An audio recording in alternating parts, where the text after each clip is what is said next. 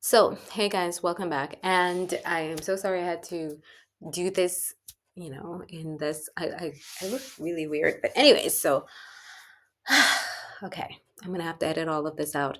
So, the next thing that I want to talk about is being a product junkie. Now, we live in a time in of we live in a time here on this planet where things are even more accessible than they ever have been before. One of the things that you will find out is that as things become more and more available to you, it is harder and harder to say no to certain kinds of things.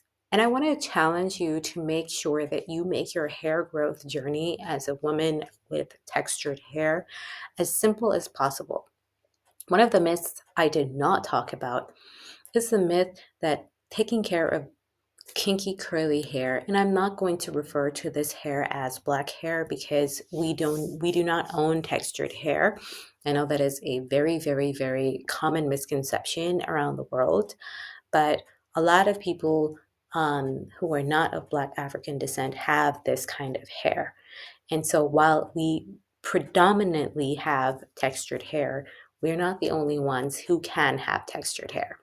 Now, moving on to the whole purchasing or not to purchase and the complications of investing in high quality or quality products as a must in terms of making sure that you maintain your hair health and growth is a common misconception that a lot of us have.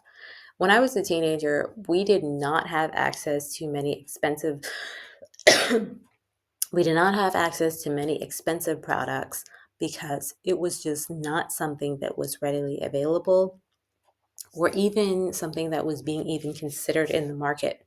Most hair care products geared to and targeted people with straight, flat hair. And wanting volume was actually something that was sought after. We didn't want to tame the frizz and all of those things. And so now we have shifted into a time and a season where there are lots of Black owned and products geared towards kinky, curly, and textured hair. It is very difficult for us to be able to sift through the nonsense. What I have done is to make my regimen as simple as possible. And a lot of that has to do with unlearning certain types of ways of thinking about presenting my hair. So, a lot of these topics we're going to be covering in this segment are very intertwined because being a product junkie comes from partially feeling like your hair has to be done when you leave the house. Now, this is not specific to Black women or women of color because there are many women who don't leave their houses with makeup, so much so that it is so much a big deal for to see a celebrity without a made up face. It is so much a part of who we are and how our beauty standards are perceived that it is quite noticeable when you try to step out of that mold. I myself spoke about how, my hair was not being accepted in the Black community when I moved down back to the country, the part of the city where I was born, and how I was called names specifically by other Black women, not Black men, but Black women, when I chose to wear my hair in its natural state. I even had, God rest her soul, a hairstylist who hated doing my hair when it was in its natural state and was more than happy to have my hair textured and relaxed when I had finally decided to go up for a beauty pageant because it was a requirement of this beauty pageant to have straightened hair. Now, we've come a long way, but we still have a very long way to go because of the misconceptions that we present and that are a part of our community worldwide. Everything from not allowing young girls to wear their hair in braids and extensions or dreadlocks to school, that from that to even understanding that your hair doesn't always have to look a certain way with the laid edges or perfect form and shape like it's like you're some manicured chia pet or lawn. it can just be how it is. And I have heard a lot of YouTubers and influencers in the natural curly hair community talk about the freedom that comes along with having straight hair, of just not having to always comb or brush or put your hair together in order to leave the house. And it had me thinking, why is it that we just don't allow ourselves to just do that? It is our own misconceptions and our own insecurities, and bear with me when I use the word insecurities, because it is learned behavior and we can unlearn it once we recognize and can practice the self awareness that comes along with being able to know that it is an insecurity and a learned behavior. This will help us to actually allow ourselves to just be free and rid of these unspoken rules and gatekeeping that we have established in society and communities about how our hair is perceived, by just allowing ourselves to wear it in its natural state, regardless of what people say, think, or do. And really fighting for that space might not necessarily be a fight. It might just be the silence. The silence that we lend to our brothers and sisters when they choose to step out of their house like this. I cannot tell you how many times I have left my house with my hair like this on a good day without much humidity, and have been approached by people, black, white, and in between, about how it is I am able to wear my hair like this. How did it get like this? How does it do this? But also from other people who have hair like this, who just can't seem to have the confidence and the ability and the self trust to just wear their hair like this. It takes a lot. I remember it has only happened once in the 9 years that I've lived in Germany, where a guy, I think he was probably Colombian or maybe mixed, saw me walking down the street with my hair like this and was first in shock, awe, and complete disarray. He was completely distraught from himself. You could tell by his hair and features that he had something else going on there, a little bit of chocolate, a little bit of something.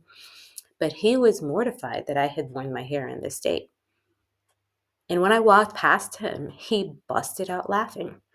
This was a very, very pivotal moment for me, because the child in me, or the younger version of me, would have been completely offended and discouraged. But the adult was very, very saddened that people like this still exist today. This part of this where this happened was an actually more cosmopolitan place where he sees Black people all the time.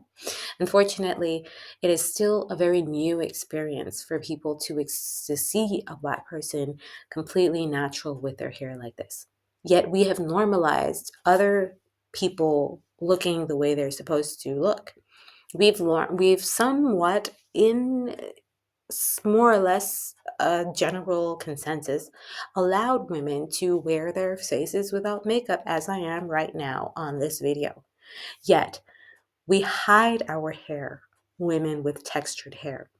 We hide it so often. We would rather go outside with a sleeping apparatus on our heads than just let our hair do what it does. I even find myself sometimes washing my hair and contemplating what it would be like and feel like if I just left it exactly as it is. Now, I have my reasons as to why I don't do that, especially in the wintertime. My scalp and my hair needs to be somewhat dry within the hour. But if it was summertime and I didn't have anywhere to go, or even if I had somewhere to go, why not just let my hair do what it does? Wear it in all its shrunken glory. And this is what I want to lend my cause to. The normalization of Black hair is going to come at the expense of Black people, all people with textured, coily, kinky hair being courageous enough to wear it, whatever it looks like, in public spaces as often as is necessary, until people become accustomed to, and by people I mean mainly us, become accustomed to wearing and seeing others in their natural state. It is okay to be different. It is part of the one of many things that makes us individuals. And I want to encourage all of us to be able to embrace our natural individual selves by making sure that we are always being our authentic versions. It will only happen when we have that ability to do this. We want to stop making it as complicated as it seems and familiarize ourselves with ourselves to the point where it becomes effortless. And this is what I learned when I learned how to braid my hair in one or two elegant styles. People ask me all the time, how long does it take for you to do your hair in an up one braid or a 2-1 braid upward? And when I tell them it takes me about 5 or 3 minutes, depending on how my hair is feeling on that day, they're mortified. They don't believe me. I actually had to demonstrate this a few times to some of my colleagues just to show how uncomplicated my hair is, simply because I'm familiar with it. And the more familiar and connected I become to my actual hair, the better I am equipped to take care of it. This is one of the most empowering things any woman or person can do, is to understand how it is their body and appearance function so that they can enhance that beauty in a way that best suits them. I hope I'm not repeating myself too much. I know I'm just decided to freestyle this. I actually wanted to come on here and talk about being a product junkie. Ended up talking about this instead because I feel like it's one of the most important and more imperative parts, our self-imaging and the unlearning of our hair. I hope that you guys have enjoyed this. Thank you so much for stopping by, and I'll see you guys in the next one.